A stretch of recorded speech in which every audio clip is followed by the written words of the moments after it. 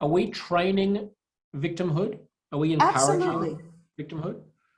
Anything you give attention to. That's why I have one more video. I have my videos. I promised people I would do a video. My first video was called "Why You're Not a Racist," because I didn't want white people to think, it's fair for somebody to switch the definitions on you, and then all of a sudden, just for being white, you're a racist. The second one is called "Bias Isn't Bigotry." All of us have bias. It does not, a bigotry is a deep rooted and heavily clung to hatred. So I want people to understand that too. And I'm going to do something called Being Black, the Shadow of Racism. I want to show white people how the systemic racism that was there for so long, how its shadow is still cast into the lives of the average black person. And it can't just be dismissed by saying we're not like that anymore.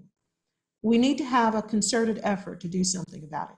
But after that, I'm going into influence. I'm going to show people the tactics being used to condition us in the worst possible way to give in to whoever claims to be a victim group, to preach self-hatred.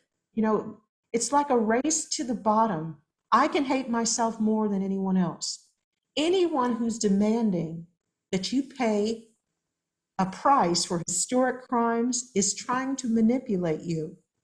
And one thing I really want to do, I want to make good people manipulation proof. Why shouldn't you pay a price for historic crimes? Not Germany pays Jews for the Holocaust. The structures of white people are still benefiting from the unpaid labor of the ancestors of people who are alive today. because it will never end. There has to be a point where you're like, okay, you can actually establish a system that tries to correct for past mistakes without making the people now feel guilty for for what happened. If you didn't do it, you shouldn't pay for it. Otherwise, it's like the whole philosophy about an eye for an eye and then everybody ends up blind. All it does is build resentment. It does not correct the past ills. And it teaches victimhood, it teaches entitlement, it teaches manipulation. It's too expensive to correct it that way. We sometimes hear the term intergenerational trauma being used as a Mhm. justification for paying what do you call it? The movement to The pay for historical reparations? slavery? Reparations. That's right. My apologies. You sometimes hear intergenerational trauma as a term that's being used for reparations and so on. Does it make sense to you that trauma can be inherited intergenerationally? Absolutely. And it's funny because I do work in a lot of different communities. I do work in the Jewish community, and I've met two women who are doing research on findings that the anxiety levels, stress levels, depression levels of Jewish people who had grandparents who survived the Holocaust are significantly higher than among Jewish people whose grandparents didn't go through that experience. So they're also finding that extreme trauma can actually mark your DNA. So there is something to it, but here I'm going to peeve all. I hope you don't have any Black Americans watching this because they're going to get really mad at me. When you look at the reparations, the demand for monetary reparations, I think, is a wrong approach.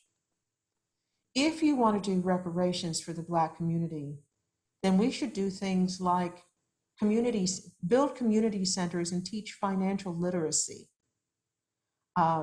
Have sociologists go through and look at the cultural factors that are holding Black people back and look at the history of those and talk about correcting them. That's the kind of reparations that will actually have an impact. Show young Black kids how to save and invest their money. Just handing people who've never had money, all it's going to do is attract a lot of predatory business people who will get that money off of them as quickly as one, two, three. And it won't So change. I somehow get the feeling that those proposals are going to go down like a lead balloon, generally. Well, they should do. But I'm looking at what would really help. I'm looking at, all the talk about the Black Lives Matter protests, talking about we have to get rid of the police. They really have a grudge against the police. The police is the least of our problems in the Black community. Kids with no fathers is a huge problem.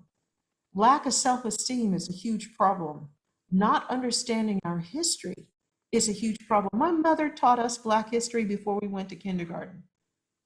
She taught us you correct ignorance with knowledge. So when the little white kids in our new white neighborhood said, Black people have never done anything, we were like, the first man to die in the Revolutionary War was Crispus Attucks, and he was a Black man. So that was us as kids.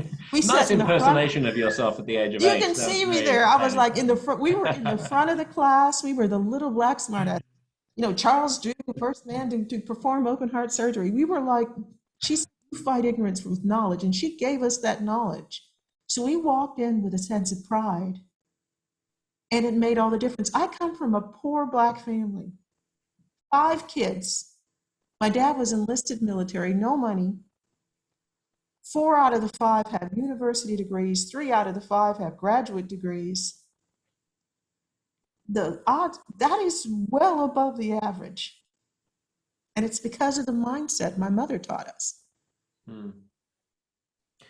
There's a narrative going around about white fragility. There's a book called White Fragility, which is mandatory reading now in the United States, especially for the woke. And the thesis broadly is that when you try to talk to white people about racism, they become defensive, and they're very fragile in acknowledging their own complicity in racist structures. This makes it very difficult to ever dispute the claims of anyone who accuses you of being racist, because your disputing of the claim is itself more evidence of their thesis, which is that you're fragile. So it's a kind of ingenious, non-falsifiable theory. I wonder if you thought about how that is functioning between groups.